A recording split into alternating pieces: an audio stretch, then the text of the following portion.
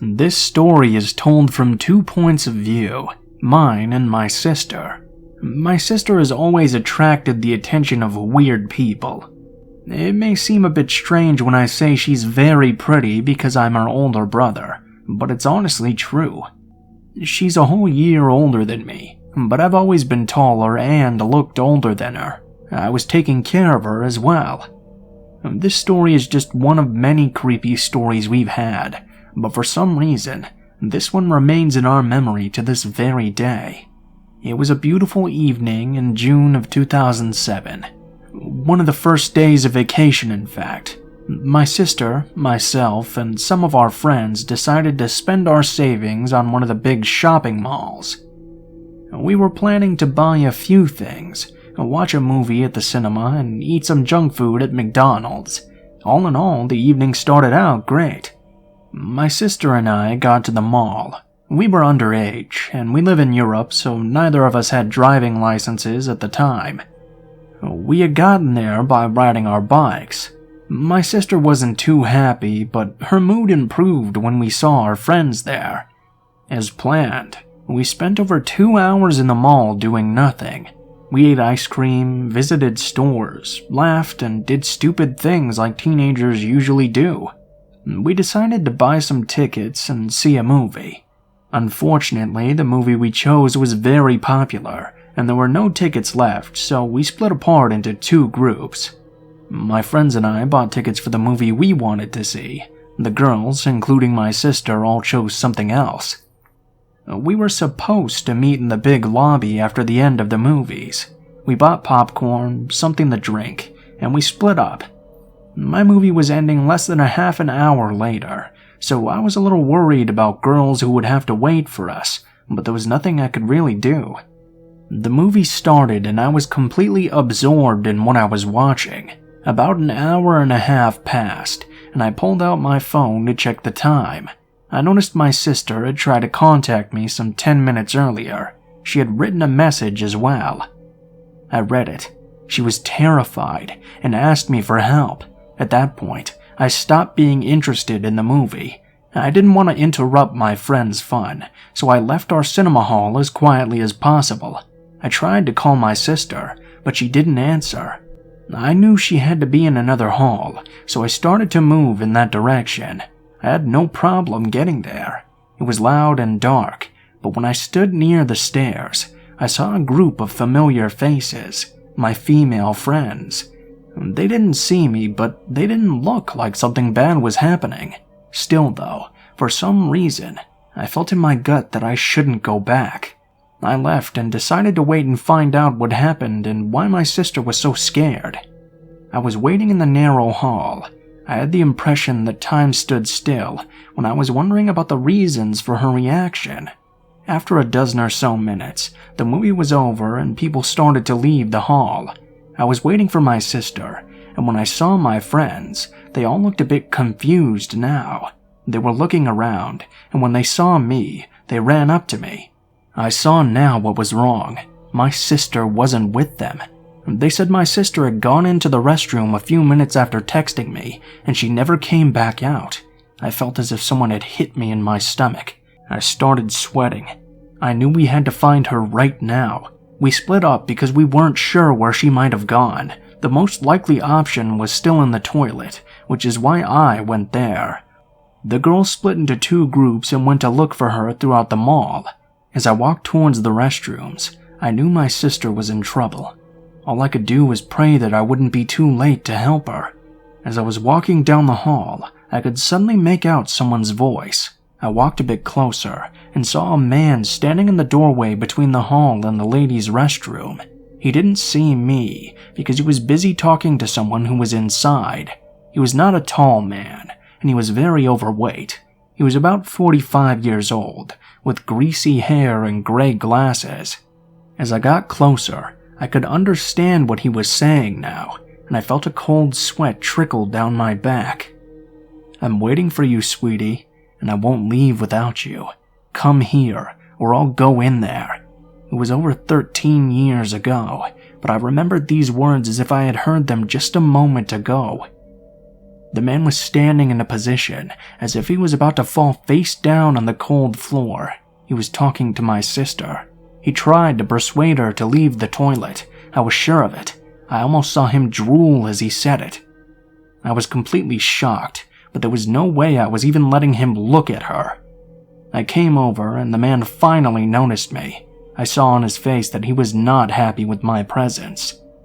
"Sir, what are you doing here?" I asked politely, even though I could feel my blood boiling inside my body. He hesitated for a moment. "I'm waiting for my niece." "Seriously, dude? Seriously? To tell such an obvious lie to my face with such confidence? How dare he?" I couldn't stand it. I slipped between him and the door, and for a moment I caught his scent. The sweet, repulsive smell of an overly excited guy. It was awful. I entered the ladies' room without hesitation. It was empty, but I called out my sister's name.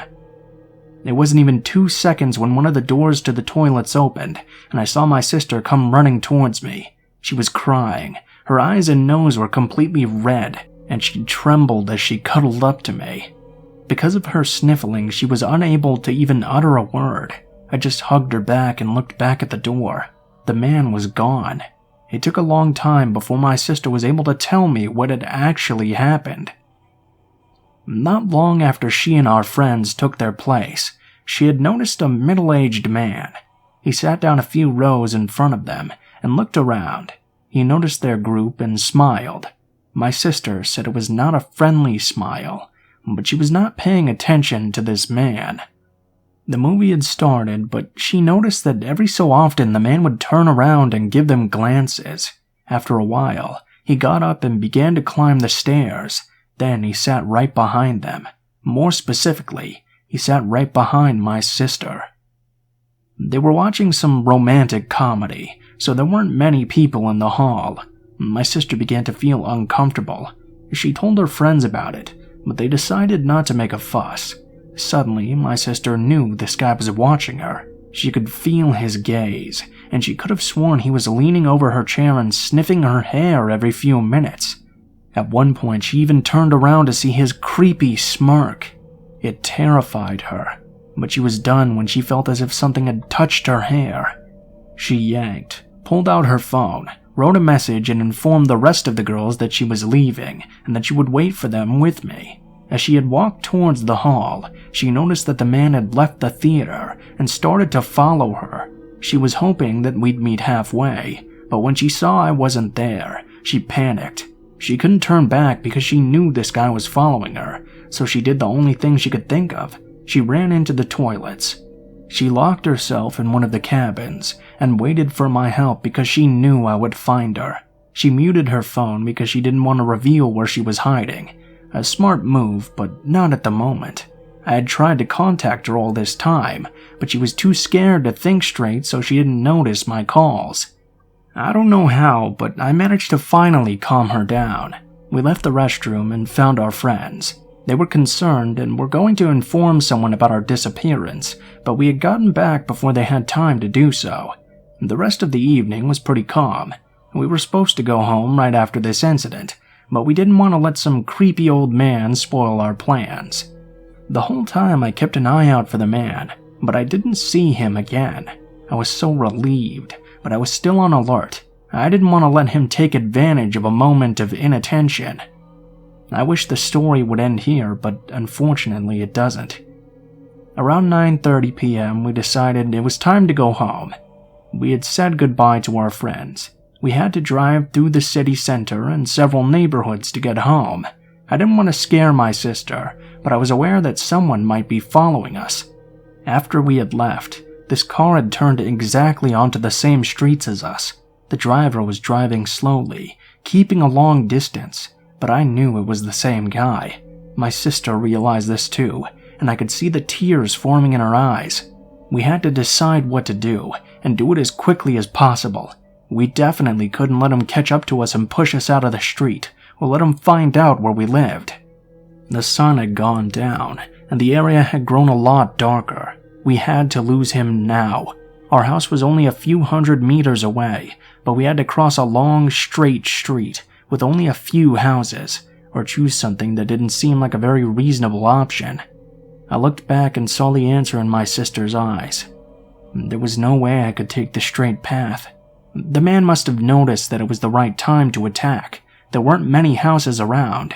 The neighborhood was completely quiet and empty, so he began to approach us faster. I heard my sister crying, louder and louder. If I had been alone, I might have been able to get home before he caught me, but my sister was weak, and she couldn't ride as fast as I did. I looked to my left, and I knew that this was the moment. "Now!" I screamed, and I rode my bike into the dark forest. I had faith that my sister would follow me. We knew this forest very well.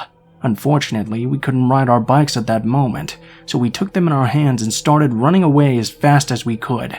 I could hear behind us the car stop suddenly, and the door slamming shut.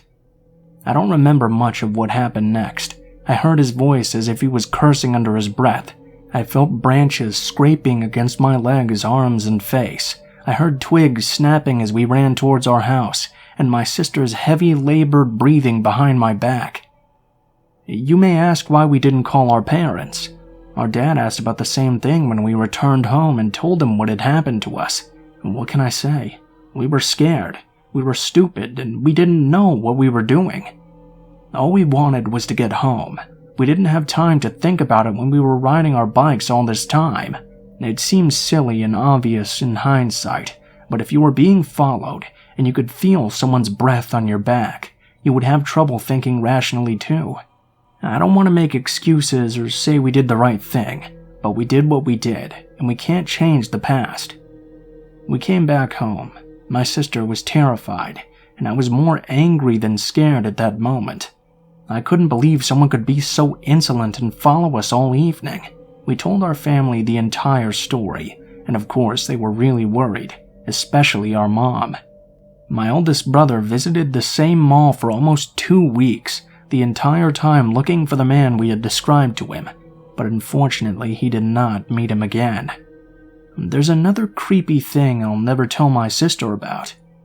I'm not sure, but 2 days later, I noticed that she was missing a strand of hair from the back of her head. If someone were to ask me, I would answer that it was the man's doing, but of course I had no evidence. For a long time, I wondered what was going on in the minds of these kinds of people. What do they think when they do these things? Do they just enjoy following and scaring young girls? How can they sleep knowing that their actions have caused so much stress to others? Such people are strange, dangerous, and everyone around should be aware that they may be their next victims. This should be a let's not meet post, but I really hope I meet this guy one day. I want to look him in the face again and tell him that people like him shouldn't be walking around with normal people. Sometimes, I wish I could scare him the same way that he scared my sister. So, creepy guy with gray glasses, I'm out there looking for you, and I hope you're the one who thinks about those let's not meet words.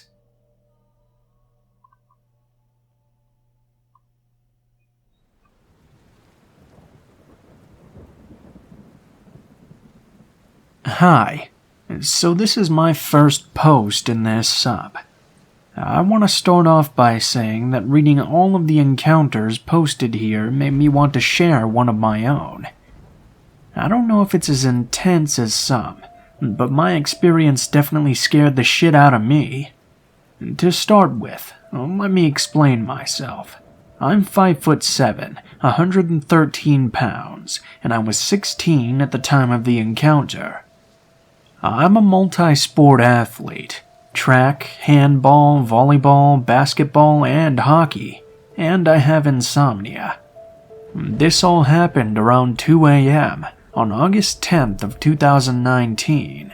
I had been over to my best friend's place because she had just returned home from a vacation, and she had brought some birthday presents for me, hoodies and gummies if you're curious at all. I had spent almost an hour there already, and wanted to head back home soon because honestly my town is pretty scary at night.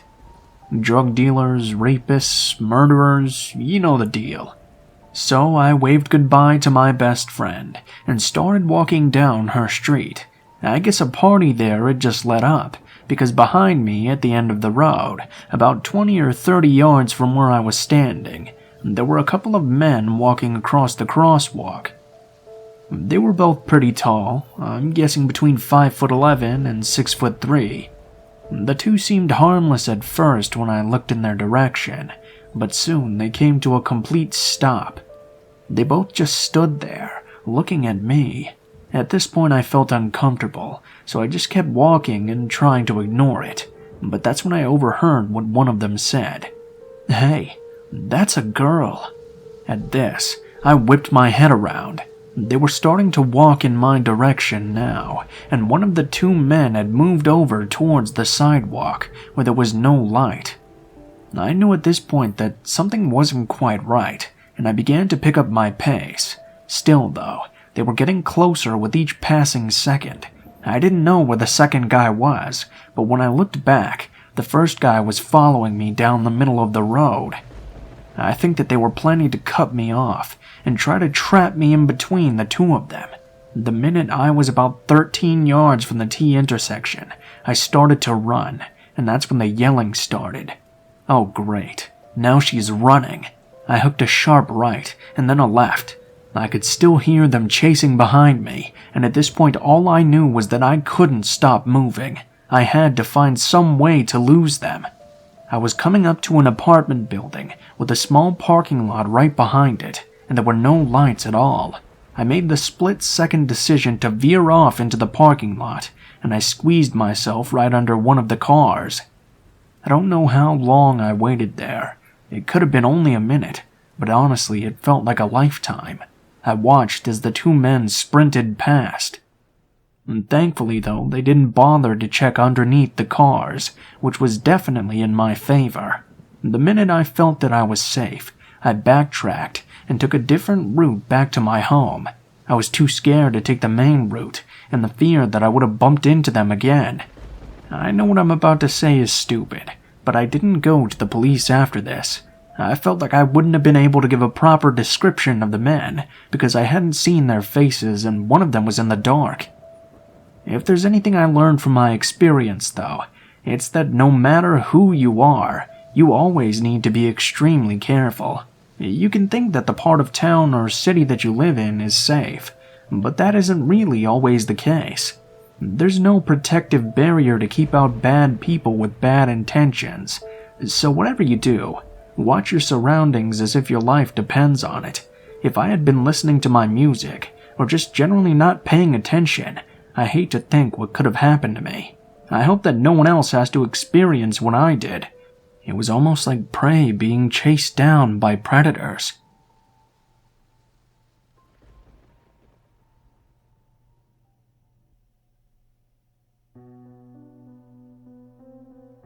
I've never posted to this subreddit before, but after working with authorities, I feel safe enough now to share my story.